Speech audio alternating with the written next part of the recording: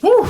It has been a few weeks since my story about leaving TV news has gone public and kind of gone viral. I finally feel like I can breathe. The past few weeks have felt triggering, but there have been some beautiful moments in the wake of my story going public, and I want to talk about it in this video. Let's get into it.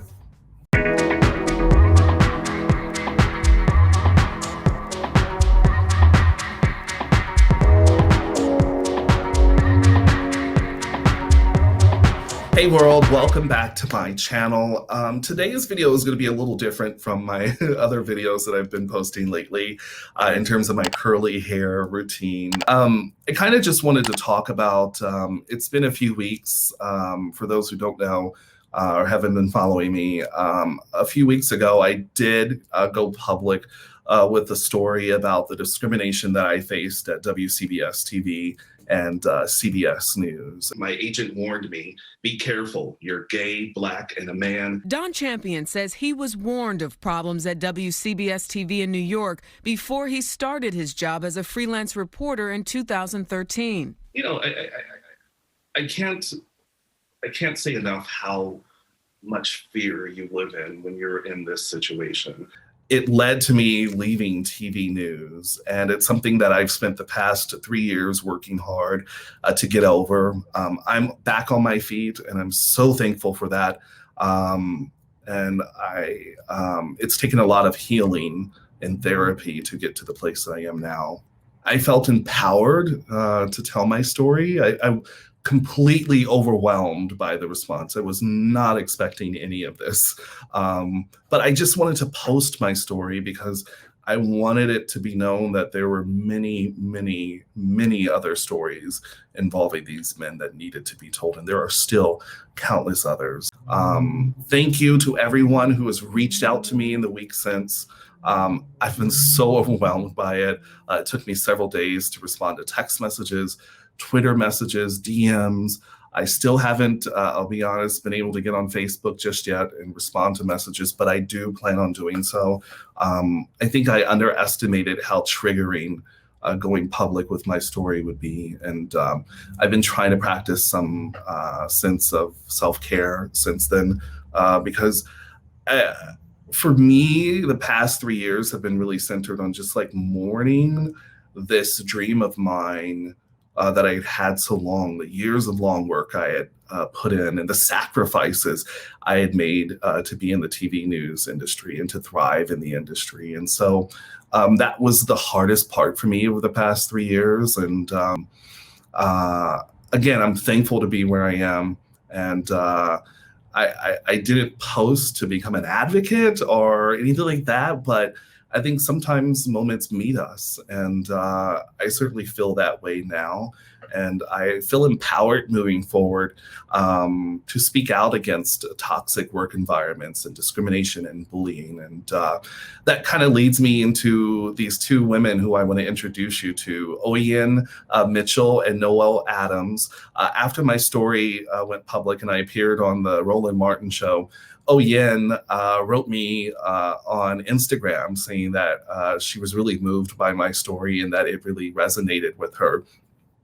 And she talked about some of the stuff that she endured in a government job in the state of Georgia. And she told me about this friendship that she has made with Noelle, who also worked in that same agency.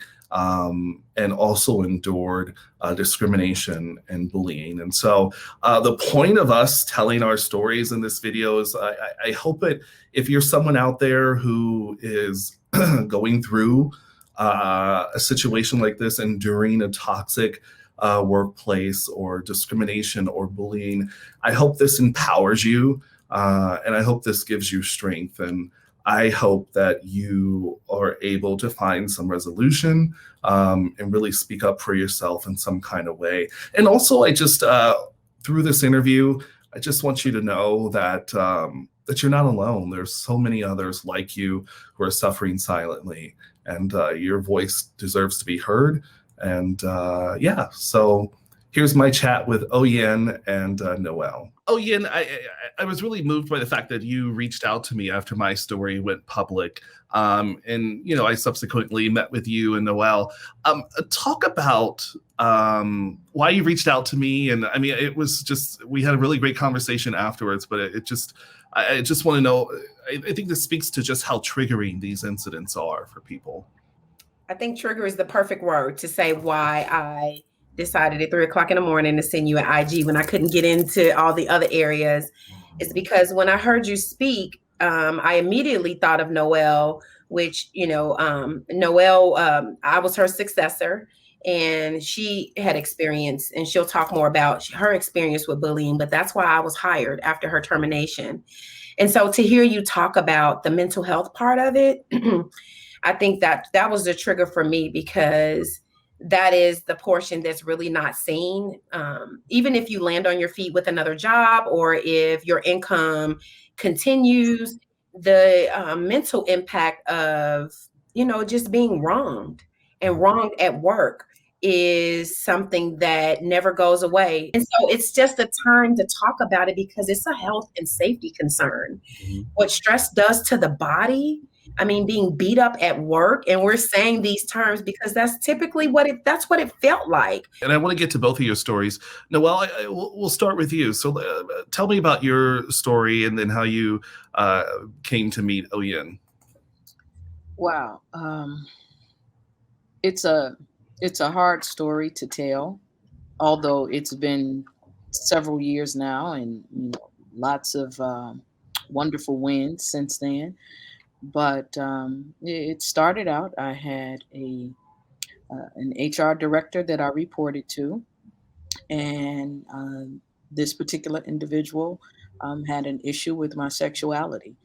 I was understaffed. She put unreasonable deadlines and constraints on me. She denied me the opportunity to get additional training and certifications to help build my resume. And I reached out to those executives and leadership within the organization, and they chose to do nothing. They did absolutely nothing. She continued to bully and harass me. I knew that I could go to the EEOC, of which I did. From other HR professionals I had great relationships with. I sought out their advice, and so in doing so, I successfully went to the EEOC and shared with them what was taking place. Unfortunately, they didn't investigate while I was still there. Um, she had an opportunity to terminate me. But thank God, even in the midst of that turmoil, the day that I left there feeling much better. But during that time when I was there, as Oyin mentioned, it's a mental and physical beatdown. There were many a days that I was in my office almost in tears. It was physically taxing. I was stressed out and suffering with cluster headaches. When I tell you it going through that is debilitating. And I know both of you have probably shared some of those same physical and mental and emotional experiences. So after uh, being terminated and finding freedom on the other side of that, I've since been able to do several things. Meeting Oyin, um, she reached out to me because she was experiencing some of the same things that I experienced. And I was able to talk her through those challenges and help get her off the ledge, because she was just perplexed that she was going through some of the same things. But interestingly enough, um, in going to the EEOC, they found cause in my complaint, and they went to the organization and recommended that they sit down and mediate with me. Well, this HR director, she prided herself in having successfully um, done this to and beat, I think the number was like 16 or 17 cases. Oyin could probably speak to this as well, of other people that she had harassed out of jobs and wrongfully terminated them. So to make a very long story short, I represented myself as a pro se litigant, and I filed that paperwork in federal court, and she was served on the job. And one of the things that struck me most about both of you is that you have now turned your stories into kind of like advocacy and pushing for change. Talk to other people out there who are in the thick of it now. What's your advice to them? Reach out to us. It's not, you know what? It's an unfortunate club that you don't want to be a part of, but if you find yourselves in these types of situations, it's great to have a group of folks that you could depend upon to give you sound advice. Mm-hmm. Because a lot of folks, they don't have that, and they end up being lost because there is a sense of loss sometimes when you lose a job that you really enjoy, when you are in a career and you both know something that you're great at and something you enjoy doing, and you invested your time, your energy, and your education to be the best in this particular area, and someone randomly takes it away from you because of ignorance in one form or another. Mm-hmm. Yeah. So I think that for me, what I would say to someone, I would say it is what it is, and just take that in. You're not alone. I think that it's okay to acknowledge that you've been wronged, because that has a lot to do with it. And I actually think it's important to like lay out your next step, because we have a lot of things for Black women, especially being in HR. I've had a lens on, who's kind of having the issues. If you're only making $40,000 or $50,000 a year, it's going to be hard for you to legally fight, these major corporations. So I really do tell people to find your sweet spot. And I know it sounds like jargon, but you can't stay in a place that's toxic. It will kill you. So you have an EAP, get up and call. They can't tell what you're saying. Use your benefits. If you don't, look for some free mental health right now, because it's COVID. There are a lot of restrictions that are relaxed when it comes to mental health care. Do that work, because if you don't, you will wake up one day and like, what is this? And it will be bigger and bigger. And a lot of us have lives to lead and children to raise and families to nurture. And this is something that's happening a lot. And 52% of Black women are the ones that are experiencing it. Wow. Right now. I would also throw in there, documentation is king. Document. Every incident, every situation, you want to write down the details, the date, the time, who was present, what was said. You want to document. What's been interesting for me too, like ever since I posted like a few weeks ago, I don't think I realized how triggering it would be, like, to talk about it. And I mean, I hear it in both of your voices. I mean, talk about that a little bit. I mean, it really is triggering.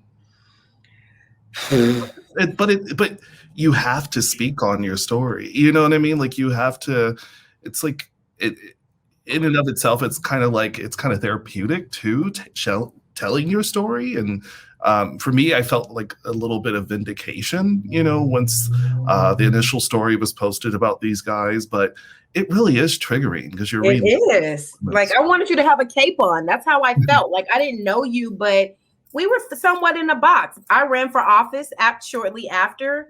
And that was one of the reasons that, like, I was encouraged. Like, you're running for office. You don't want the man. But I'm like, maybe I do. Mm-hmm. Maybe I do. But I didn't think that way then. And I continued to run for office. But that is now one of the reasons right now that I am a champion for women. Because I told my mom is 71, I just want to kiss you when this is over. I'm going to get to Chicago. Because if we're going through this now, can you imagine what our parents went through? Yeah. Yeah.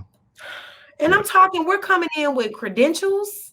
Right. We're not coming in as your admin. So the power of just knowing that, you know, we have to work towards a solution or we're going to lose a lot of people. And it's not fair to us to lose people in that way.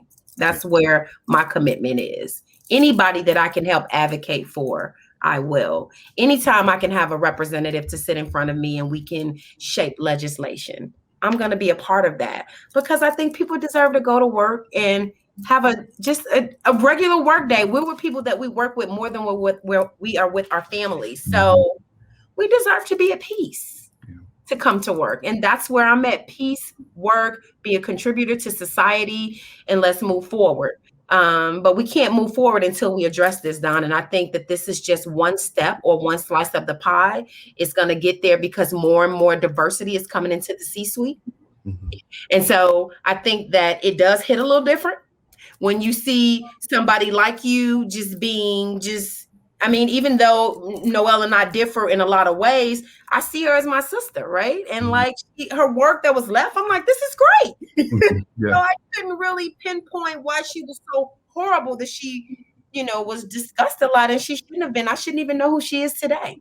But I'm glad that I do now. You know, she's my best, one of my bestest. So because that bond we have, that morning, I've grieved with her in ways that, you know, I may not have even grieved with my spouse because he doesn't really like understand that piece. The vulnerability, the getting up and not going to work. That hits real hard when your kids like, look at mommy, where you going? Here with you.